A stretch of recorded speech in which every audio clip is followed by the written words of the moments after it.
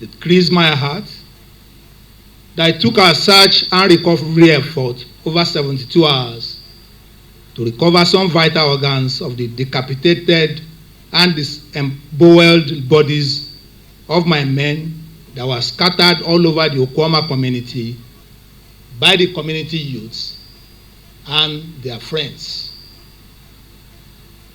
I consider it the most barbaric act any citizen or community can commit against the authority of the state. And I must place on record that a lot of restraints have been exercised so far in our search and recovery efforts for missing arms, ammunition, other equipment, and body parts.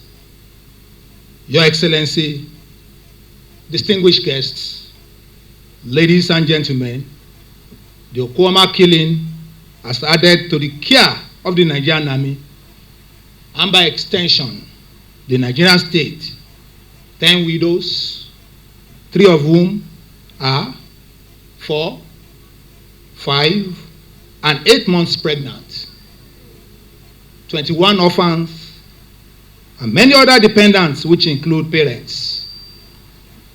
While commiserating with the families of these gallant soldiers, I assure them that the Nigerian Army and the good people of this country will not leave them in the cold.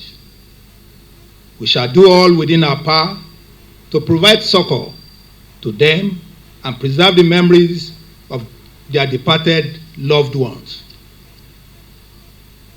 As we commit the bodies of these gallant soldiers to Mother Earth, I wish to thank His Excellency, President Bola Ahmed Tinubu, Grand Commander of the Order of the Federal Republic, the leadership and members of the National Assembly, members of the Federal Executive Council, executive governors, particularly of Delta and Bayelsa State, as well as all many and patriotic Nigerians for their support and encouragement to the families and loved ones of our murdered personnel on one side and the Nigerian Army and indeed the armed forces of Nigeria on the other in this difficult time.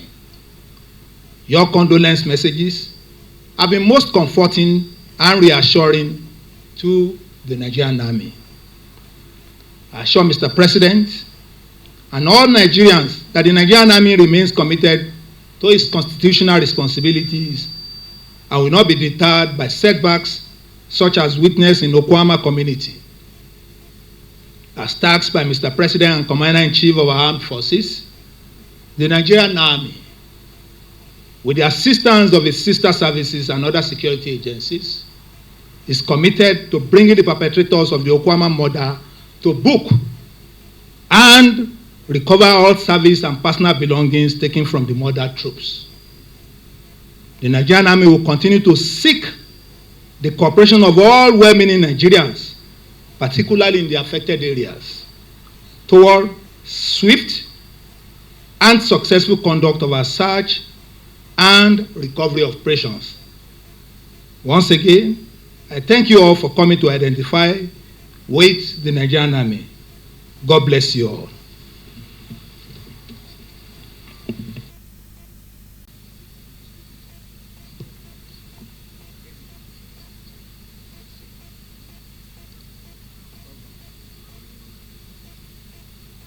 Your Excellency,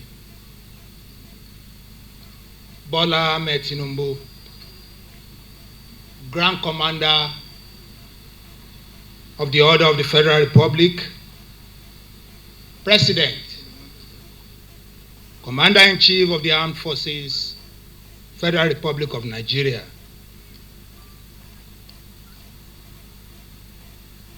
the President of the Senate, distinguished Senator Godswill Akpabio, ably represented,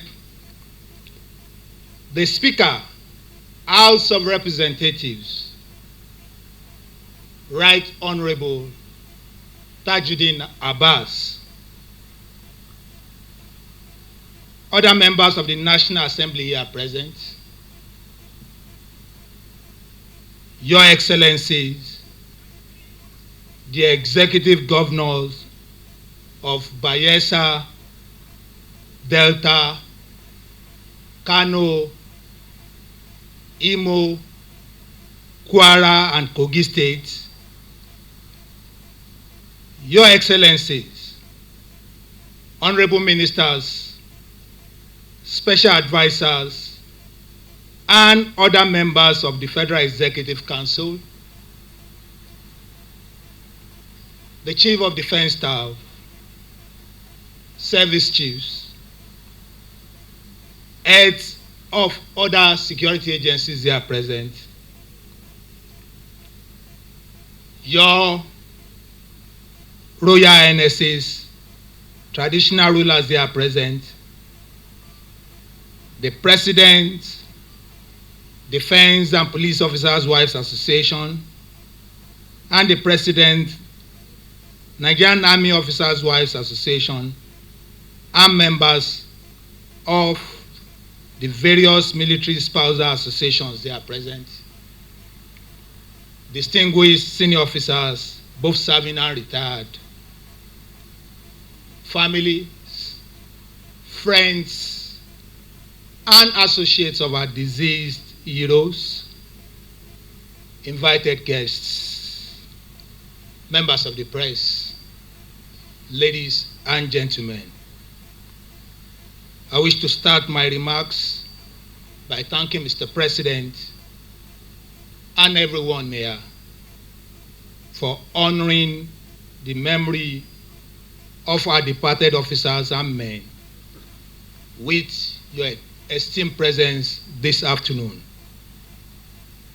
Ordinarily, this burial ceremony should not be a speech-making occasion, but you will agree with me that it will be insensitive of us and disrespectful to the memory and legacy of the gallant men we have come to bury, not to make speeches, no matter how brief. As the Chief of Army Staff, I consider putting fine men and women in harm's way, sometimes knowing that they may not return to their families and loved ones, my toughest job. Correspondingly and intriguingly, my men know that when I send them out, despite the equipment, training, and other forms of preparation, sometimes some may not make it back alive, while some may return handicapped and invalid. Ours is a profession that deals with matters of life and death. When soldiers die in the hands of the enemies of the state, we take it as dying for what the nation has considered a just cause. We celebrate them as gallant heroes. But when they are gruesomely murdered by the very people they are trained, equipped, and took an oath to protect, it is highly demoralizing. Your Excellencies, ladies and gentlemen, it is no longer news that 17 of the Nigerian Army's finest men, whom we have come to bury, were murdered in a reprehensible manner on the 14th of March this year in Okwama community in Delta State, while they went on a legitimate peacemaking mission.